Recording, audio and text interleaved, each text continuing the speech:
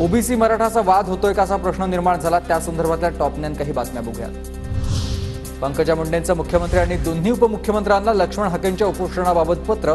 सरकारनं भूमिका स्पष्ट करावी, हाकेंच्या उपोषणस्थळी भेट द्यावी, पत्रातून विनंती। सगेसोऱ्यांना आरक्षण देता येत नाही, सगेसोऱ्यांना दिलेलं आरक्षण कोर्टात टिकणार नाही, मंत्री गिरीश महाजनांचं वक्तव्य। मराठा समाज फडणवीसांच्या विरोधात घालवण्याचं काम गिरीश महाजनांनी करू नये, फडणवीसांना अडचणीत आणण्याची गिरीश महाजनांची चाल, जरांगेंचा हल्लाबोल। बीडमध्ये ओबीसी आंदोलकांकडून रास्ता रोको, लक्ष्मण हाकेंच्या समर्थनार्थ रास्ता रोको।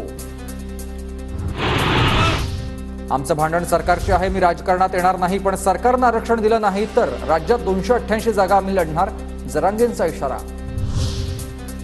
आत्ता कुठे फडणवीस साहेब आणि आमचं जमायला लागलंय, पुन्हा आमच्यात तेढ आणू नका।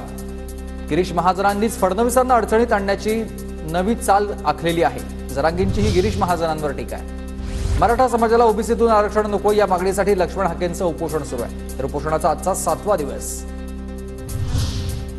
जरांगे असंवैधानिक पद्धतीनंच आरक्षणासाठी आता आंदोलन करतायत असं लक्ष्मण हाके यांनी म्हटलेलं आहे। लक्ष्मण हाकेंच्या मागण्या मान्य करा, अन्यथा विधानसभा निवडणुकीत सत्तेवर नांगर फिरवू, ओबीसी विजयंती बहुजन परिषदेचा सरकारला हा इशारा।